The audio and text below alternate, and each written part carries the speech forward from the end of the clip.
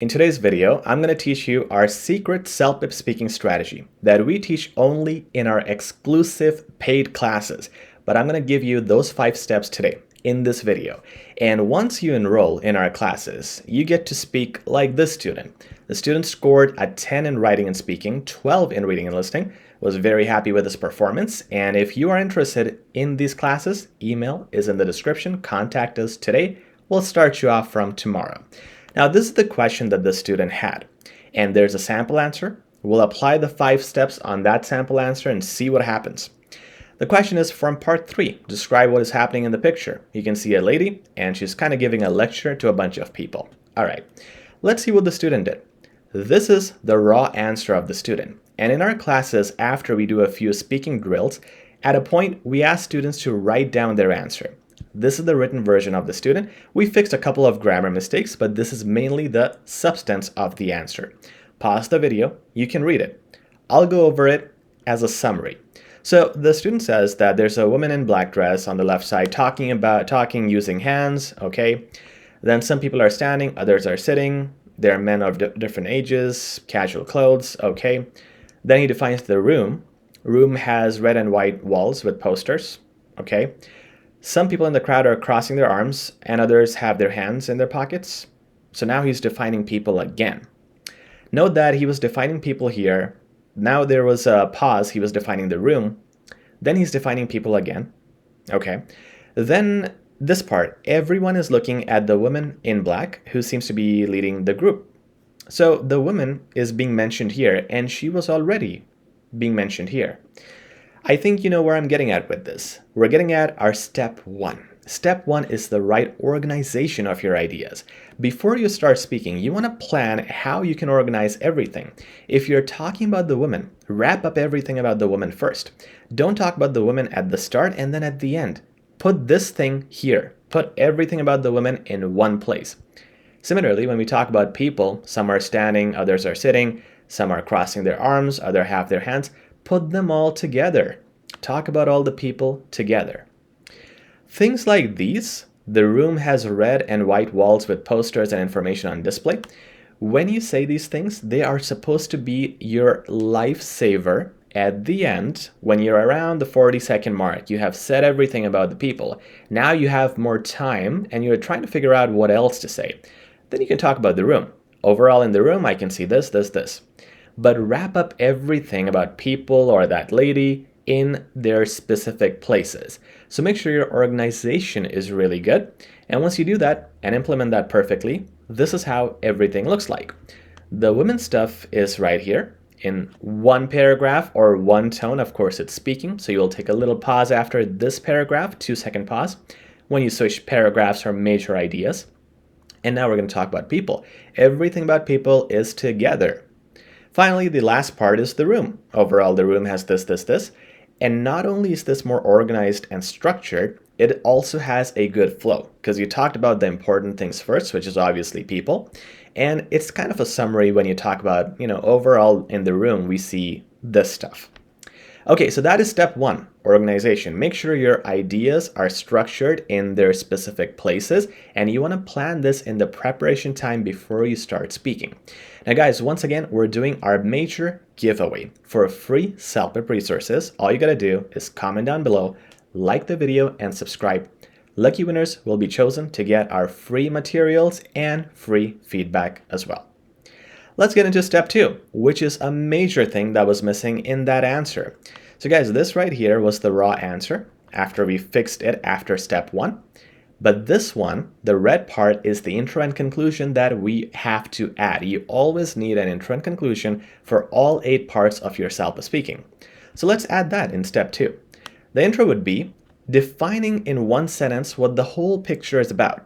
So here you would say, the picture seems to be a formal setting where the speaker is likely an instructor making an announcement. These wordings are also very crucial because we're saying seems to be, which is unique phrasing instead of just saying the picture is this. And we're also saying is likely an instructor because we're guessing. We're always guessing in parts 3 and 4. And that word likely is appropriate. It's also an adverb, which gives you more range. Conclusion has to use words like overall. Overall, the environment looks too serious with almost zero smiles and mostly disapproving faces. So let's go back to that picture here so you can remember. Environment is pretty serious and sad, right? Nobody looks like they're enjoying this lecture. And that's what we reflect on in this step. We mention overall how things seem, and that's part of our conclusion, just an overall idea. Now the flow is even better. You have your intro, you have the women's definition here, then you have the people, then the room, and then overall. Very nice way to wrap this all up. Now let's get into step 3, and this is the intrigue. You want to be the director of an interesting story, and I'll tell you why this is important, because it hits a lot of areas of your marking scheme. Everything in uppercase you see here are the things I have changed in this step, and that is to add the intrigue or the interest. We're making a film, a movie out of this, and you'll see how. So the initial sentence was, a woman in a black dress stands on the left side, talking and using her hands, I've added this, assertively to explain something. So assertively is the way, the adverb, the way the action is performed, and this is an adverb, defines the action well, gives you marks for a range of vocab, as well as description, which is your task response mark. So when we start to define the ways people are feeling, or the ways they look, frustrated, happy, sad, you're adding more depth and description and getting marks for vocab and task response. Let's keep going. The audience is watching her. Everyone is looking at the woman in black who seems to be leading the group, possibly giving a tour or a lesson. The problem here is all these sentences are so tiny and the points are so many. The audience is watching her. Everyone is looking at, it's kind of repetitive. Who seems to be leading the group, small idea, possibly giving a tour of or a lesson. The sentences are small and there's no feeling, there's no movie, no drama here. Let's add some drama and I'll tell you why this is going to help you improve your marks. So here the changes, instead of saying all of this, the audience is watching her and everything, you're simply going to say, while the audience is trying to appear engaged, many of them seem indifferent or simply in a rush to get out of the room. The lady on the bottom right-hand side especially looks visibly upset. So there was a lady making a frowning face at the bottom right-hand side. And what this does is it ties in very nicely and perfectly to our narrative that we had in the conclusion, that it's almost too serious, nobody is smiling, and the instructor, it's a formal setting where an instructor is giving an announcement. So reasonably, the people there are not feeling it. They're not having it. The description of the scene is somewhere where they're forced to take notes or stay and listen. It has a good flow. It has good coherence because everything links really well. Plus you get all these fancy words, adjectives such as indifferent, engaged, visibly upset, and visibly, simply, specially are adverbs. So as soon as you start defining things more, you add more range of vocab, grammatical range, and accuracy as well. Similarly, when we go down here, you would see that there are again many small sentences. Many people are wearing casual clothes like this.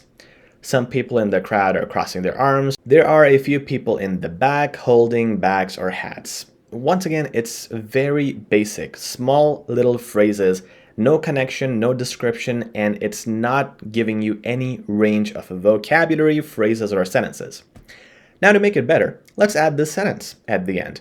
This mostly reflects a young crowd that would be typically uninterested in listening to what's being said. You want to add their expressions, their feelings. They are a young crowd, adjective, and they're uninterested in listening to what's being said. Once again, ties in nicely with our story, gives us all those nice words and phrases. Now you have this final version at the end of the intrigue, step number 3. Now as we move to step number 4, this is done in conjunction with step number 5, because there are two things you want to implement in this final step. You want to use connectors and you want to use some mixing. Connectors are obvious, we'll talk about them in a sec. Mixing is needed for this answer. And in answers where you have too many small phrases, some people are crossing arms, some people have this, and there are too many small ideas, you need to mix them, use them in complex sentences where multiple things can be defined in one sentence, making it long, complex, and descriptive. Now again, simple sentences are okay, but here the student has just too many of them. So we want to keep a good balance. Let's talk about the connectors first. So here we were talking about the lady. Now you're changing the topic entirely. You're talking about the people. You want to use a transition word like moreover. So we say here, moreover, when we start our next major point, then we talk about people. Now you see how the people were talked about. People are standing, others are sitting. Men and women are of different ages. Many people are wearing casual clothes like this and this. Instead of saying all of that, let's put it all in one sentence. This is how you want to apply the rule of mixing. These men and women are dressed casually and are from a variety of age groups. Instead of you saying they have different ages, pause. Many are wearing casual clothes, pause. Combine two similar ideas. They're both talking about the description of people. You can simply put it in one sentence. It also saves you time, by the way. Now the next part was some people are in the crowd, they're crossing their arms, and others have their hands in their pockets. There are a few people in the back holding bags or hats. Too many things, and it's very, very ineffective because none of these words have impact. They're not adjectives, they're not descriptive. Let's make it shorter. So we're also going to use a connector here also because we're saying too many things. Whenever you feel like a lot of list is being piled up and you have to add another thing, use also accordingly. Likewise, use connectors. Also, they have different appearances such as, and now with such as you have another layer where you're giving an example, and then you can put everything here. Crossing arms, holding bags, and having their hands in their pockets. Simple. Okay? Now, you see how I used also here? This is very close to this paragraph where the room has red and white walls. I don't want to say also again. Naturally speaking, when you feel like there's too many connectors, like I just said also, in my very next sentence or two sentences down, I don't want to say furthermore. How do I say it nicely where I don't have to just say a connector at the start of every sentence? And that's where you can use something like also in the middle of a sentence or a phrase. The sentence initially was the floor I believe it was the floor is smooth and shiny. And now we're saying the floor also appears to be quite smooth and shiny. Appears to be is a nice phrase too. And by adding also right there, we have a connector in between a phrase or sentence, making for a good flow. And once you implement steps 4 and 5, using connectors and mixing, this is your final answer. In fact, this is your final answer after all the 5 steps. Look at this, and you can rewind the video, check out how it looked in the raw version, and you will see the marks improve drastically from that point until this point.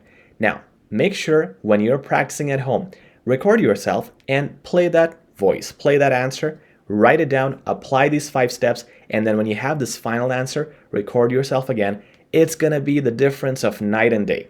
And make sure you practice more and more, refine your speaking, subscribe, like, and share for our free content as well. And we'll be talking to you very soon.